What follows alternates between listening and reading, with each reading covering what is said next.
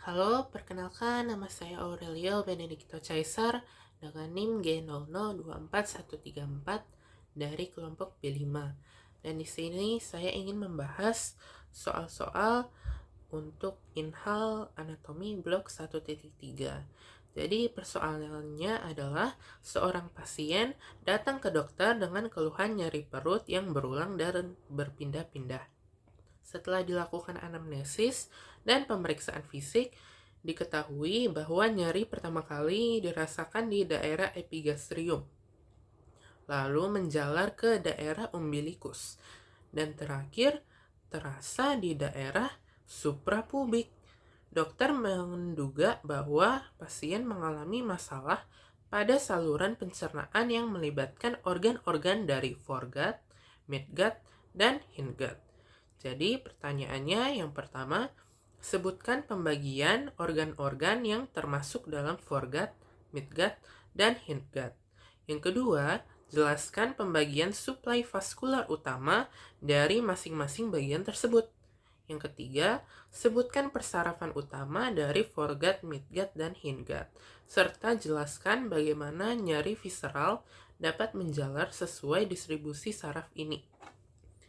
Nah, untuk pertanyaan yang pertama, jadi bisa dilihat di sini untuk pembagian organ dari foregut, midgut, dan hindgut. Ini untuk gambarnya. Jadi yang pertama untuk foregut itu ada esophagus di pars abdominalis, gaster, duodenum, pars superior, hingga papilla duodeni mayor. Ada hepar, pankreas, vesica dan lien. Kemudian untuk midgutnya, jadi midgut itu meliputi duodenum, pars descendens, et inferior, et ascendens. Yang kedua ada jejunum et ileum, caecum et appendix, kolon ascendens, dan 2/3 dari kolon transversum. Kemudian untuk organ dari hindgut itu meliputi sepertiga kolon transversum, kolon descendens, kolon sigmoideum, dan rectum. Kemudian untuk pembagian dari suplai vaskular utama dari bagian-bagian tersebut. Jadi untuk vaskularisasinya itu bisa dilihat di sini. Jadi untuk vaskularisasinya pada sistema arteriosa di foregut itu ada truncus dan colealicus, dan percabangannya yaitu ada arteri hepatica communis, arteri gastrica sinistra, sama arteri linealis. Kemudian untuk midgut ada arteri mesenterica superior dan percabangannya yaitu arteri colica media, ada arteri pancreatico duodenalis, arteri colica dextra, arteri ileocolica, dan arteri intestinales yang meliputi arteri jejunales dan arteri ileales. Kemudian untuk hindgut itu ada arteri mesenterica inferior dan percabangannya yang meliputi arteri colica sinistra, arteri sigmoidea, dan arteri rectalis superiores. Kemudian untuk sistema venosanya itu ada vena mesenterica superior dan vena portae hepatis. Kemudian untuk mesenterica inferiornya itu ke vena linealis dan vena porta hepatis. Kemudian untuk persarafan utamanya, jadi untuk persarafan dari foregut, midgut, sama hindgut, kemudian itu masuk ke inervasi ya. Jadi inervasinya untuk foregut itu ada glenoidales spinale. Untuk pada simpatis afren ya, jadi simpatis afren ada glenoidales spinale.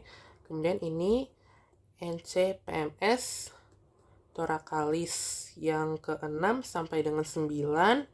Kemudian simpatis efrennya itu ada NILCLMS thoracalis 6 sampai dengan 9. Kemudian ini preganglion nervus plangnicus mayor, kemudian glenoidale coleacum. Kemudian untuk parasimpatis afrennya itu di nervus vagus ada glenoidale nodusum, nucleus dorsalis nervus 10. Kemudian parasimpatis efrennya itu nervus vagus ada nucleus dorsalis nervus ke-10 sama preganglion nervus 10 itu ada glenoidale terminale. Kemudian untuk midgut itu simpatis afrennya sama glenoidale spinale. Kemudian tapi untuk ini NCPMS-nya itu thoracalis 10 sampai dengan 12. Kemudian untuk simpatis efrennya itu dia NIL CLMS thoracalis 10 sampai dengan 12. Kemudian preganglionnya itu nervus plangnicus minor, dan untuk selanjutnya ada glenoidale mesenterica superior, dan sisanya ke parasimpatis afren dan parasimpatis efren itu sama. Kemudian untuk hindgut itu dia sama juga simpatis afrennya glenoidale spinale, tapi di sini ada NCPMS lumbalis 1 sampai dengan 3. Kemudian simpatis efrennya NIL CLMS lumbalis 1 sampai 3. Kemudian preganglionnya nervus plangno lumbalis. Kemudian glenoidale mesenterica inferior. Parasimpatis afrennya nervus plangnici pelvici, ada glenoidale spinale lagi, NCPMS yang sacrococcygealis itu yang kedua sampai keempat, ada nervus plangnici pelvici, ada NIL CLMS yang sacrococcygeal itu 2 sampai 4, ada nervi erigentes sama glenoidale terminale. Jadi sekian penjelasan dari saya. Terima kasih.